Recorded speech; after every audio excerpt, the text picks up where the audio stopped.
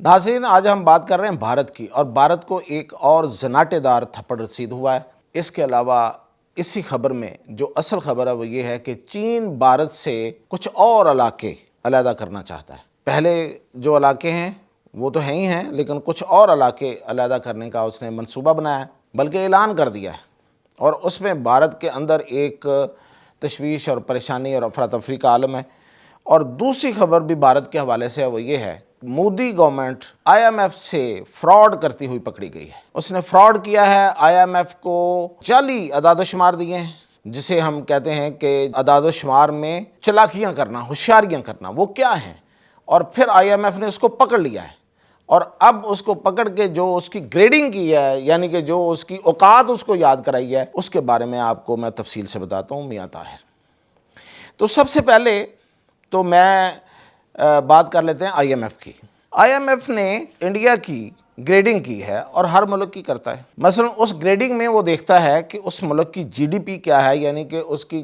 جو گروتھ ہے وہ کیا ہے، وہ اس کی جو معیشت ہے وہ کس سپیڈ سے آگے بڑھ رہی ہے۔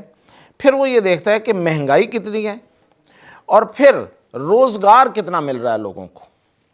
اور چوتھی چیز یہ ہوتی ہے کہ وہاں پہ سرمایہ کاری کتنی آ رہی ہے۔ اب انڈیا جو ہے وہ دعویٰ کرتا ہے کہ وہ دنیا کا،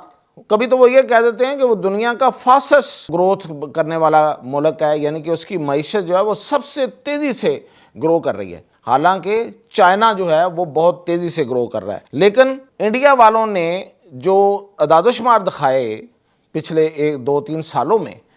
وہ تو یہی ظاہر کر رہے تھے، اور پوری دنیا کو انہوں نے بیوقوف بنانے کی کوشش کی، اور انہی اعداد و شمار کی بنا پہ مودی اور اس کے جو پروپیگنڈسٹ، جو اس کا گودی میڈیا اور جو ملک سے باہر بیٹھے ہوئے لوگ، اس کے پیڈ لوگ ہیں، انہوں نے یہ کہا کہ دیکھیں ہم تو چائنا کو آگے نکل گئے، چائنا سے آگے نکل گئے ہیں۔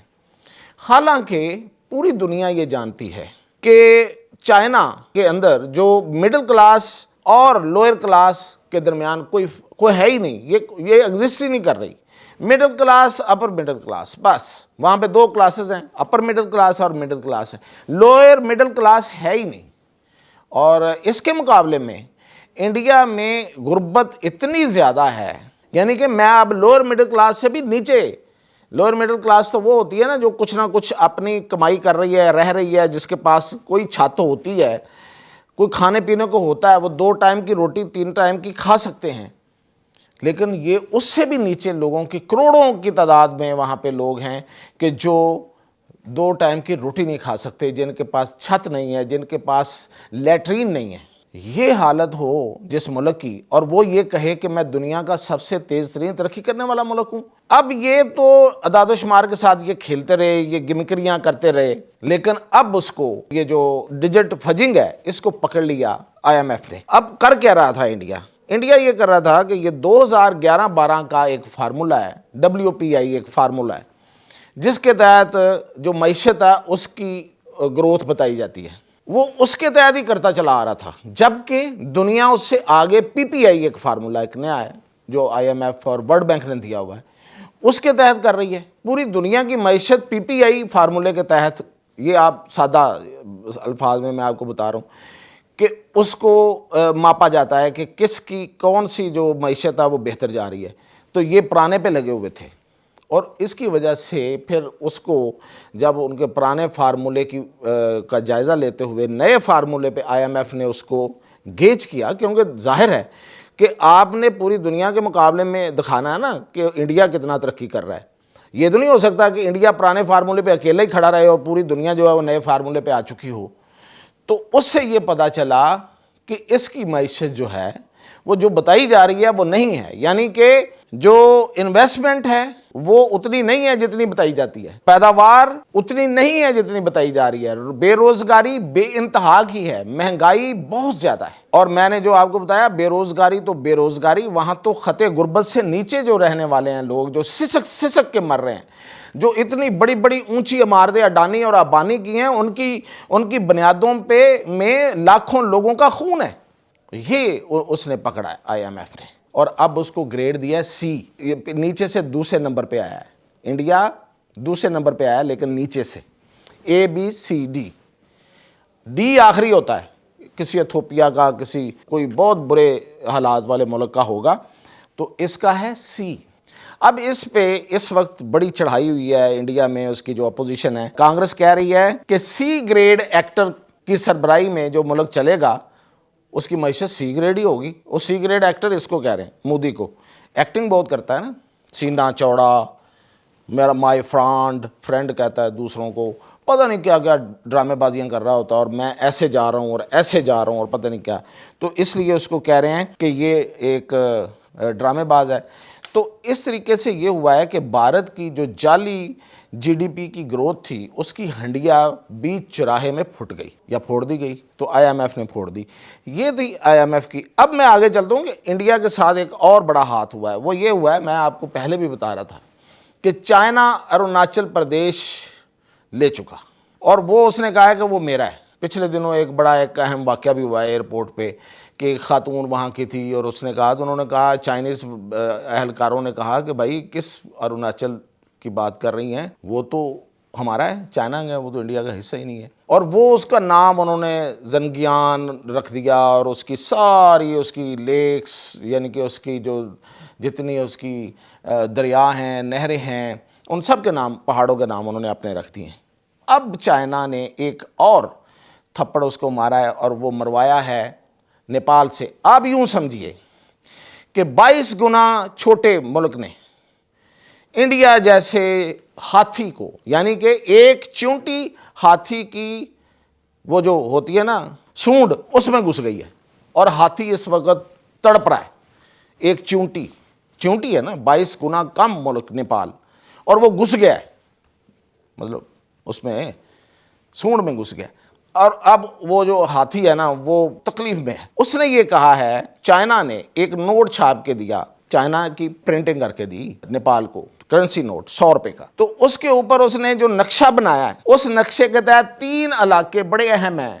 اسٹریٹجیکلی بہت اہم علاقے ہیں، جو دراصل نیپال، چین اور بھارت کی سرحد پہ موجود ہیں۔ ان علاقوں کو اس نے نیپال کا حصہ قرار دے دیا ہے۔ کالا پانی سنا ہوگا آپ نے، پرانے وقتوں میں کہتے تھے نا کہ اس کو کالا پانی بھیج دیا، جس کو سزا دینی ہوتی تھی انگریز اس کو کالا پانی بھیج دیتے تھے،